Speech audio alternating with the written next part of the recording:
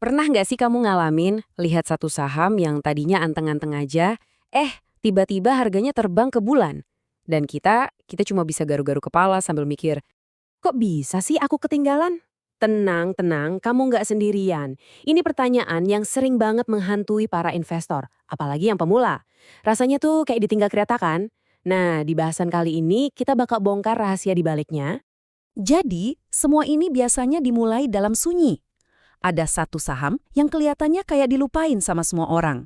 Grafiknya datar, nggak ada yang ngomongin, sepi. Bener-bener senyap. Nggak ada berita heboh di media, nggak ada influencer yang teriak-teriak beli. Saham ini tuh kayak lagi tidur pules, nggak diganggu sama sekali. Terus, entah dari mana asalnya, boom, saham itu meledak. Harganya bisa naik puluhan, bahkan ratusan persen cuma dalam hitungan hari. Bikin semua orang kaget dan bertanya-tanya, sebenarnya apa sih yang terjadi di balik layar? Oke, biar lebih kebayang, kita pakai cerita aja ya. Kenalan dulu nih sama Rian. Rian ini seorang investor pemula yang rajin banget mantau pasar. Tapi, Rian punya satu masalah besar yang mungkin kamu juga pernah alamin. Nah, ini dia siklus menyakitkan yang Rian alamin terus-menerus. Jadi, dia lihat ada saham lagi rame banget lagi hype semua orang ngomongin, dia ikut beli dong.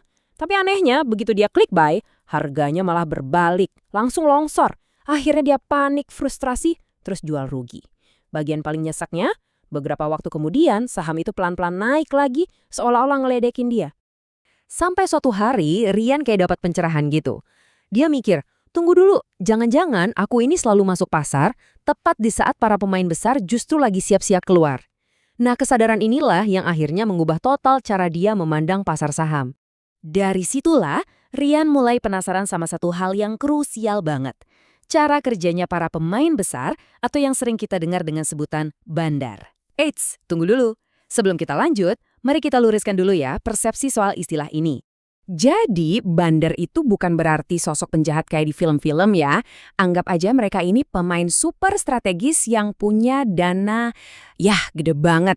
Mereka ini bisa institusi, manajer investasi, pokoknya pihak yang punya kekuatan buat menggerakkan pasar. Kuncinya itu bukan jahat, tapi strategis. Terus, apa sih yang bikin mereka beda? Nah, ini dia toolkit atau senjata mereka. Pertama, modalnya luar biasa besar. Kedua, mereka mikirnya jangka panjang. Dan yang ketiga, ini yang paling penting, kesabarannya itu loh tingkat dewa. Mereka nggak beli saham dalam satu gebokan. Mereka ngumpulinnya dikit demi sedikit secara diam-diam. Oke, siap? Sekarang kita masuk ke bagian dagingnya nih. Panduan langkah demi langkah buat ngintip apa sih yang lagi mereka lakuin. Ada 4 tanda tersembunyi yang bisa kita pelajari. Yuk kita bedah satu persatu. Ini dia 4 tanda utamanya. Pertama, harga sahamnya gerak datar atau sideways dalam waktu yang lama. Kedua, volume transaksinya pelan-pelan naik. Ketiga, ada support atau penahan harga yang kuat.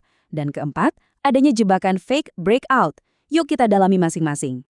Tanda pertama adalah fase saham tidur. Kamu lihat grafiknya lurus aja, nggak naik-naik, nggak turun-turun juga. Kebanyakan orang pasti mikir, ini mah saham mati, bosenin. Padahal justru di fase sepi inilah para pemain besar lagi sibuk bekerja. Kenapa? Ya karena mereka butuh waktu buat belanja dalam jumlah besar tanpa bikin heboh dan naikin harga. Di fase inilah kesabaran kita diuji. Jadi tipsnya jangan panik, justru lihat ini sebagai peluang, bukan saham yang gagal.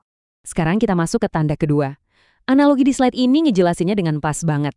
Bayangin deh kamu mau borong semua barang di satu toko, tapi nggak mau yang punya toko sadar terus naikin harga. Caranya gimana? Ya kamu suruh teman-teman kamu masuk satu-satu, beli dikit-dikit biar nggak mencurigakan. Nah itulah yang terjadi di pasar. Harganya mungkin masih kelihatan datar, tapi coba intip volume transaksinya.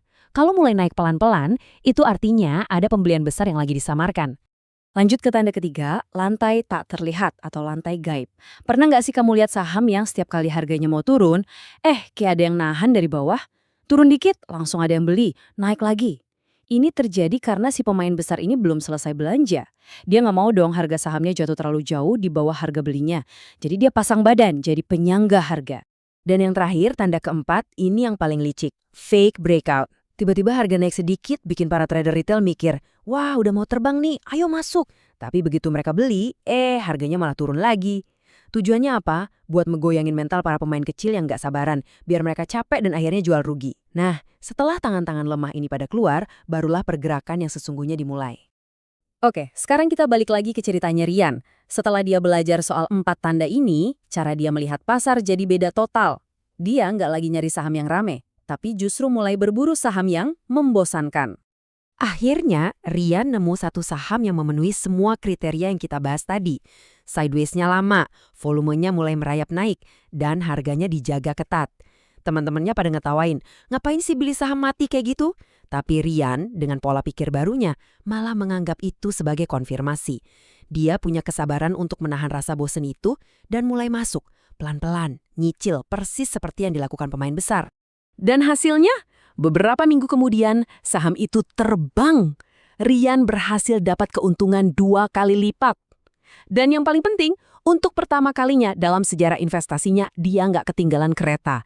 Dia udah duduk manis di dalam gerbong dari awal. Kisah Rian tadi membawa kita ke bagian terakhir dan yang paling penting. Ini semua bukan soal keberuntungan, tapi soal mengubah pola pikir. Oke, sekarang mari kita ubah semua teori ini jadi sesuatu yang praktis dan bisa langsung kamu pakai. Nah, ini dia. Simpan slide ini ya. Jadikan ini daftar periksa harian kamu sebelum membeli saham. Coba tanyakan 4 pertanyaan ini pada dirimu sendiri. Kalau sebagian besar jawabannya ya, ada kemungkinan besar kamu baru saja menemukan saham yang sedang diakumulasi. Pada akhirnya, semua kembali ke sini. Slide ini merangkum perbedaannya dengan jelas. Kebanyakan orang atau keramaian itu membeli pas lagi hype, lagi euforia. Sementara seorang profesional membeli saat pasar lagi tenang dan membosankan. Keramaian cari untung cepat. Profesional menjadikan kesabaran sebagai senjata utamanya. Jadi pilihannya ada di tanganmu.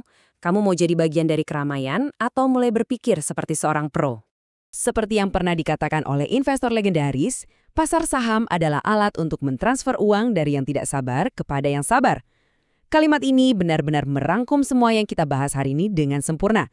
Jadi pertanyaan terakhir untukmu, di sisi mana kamu ingin berada?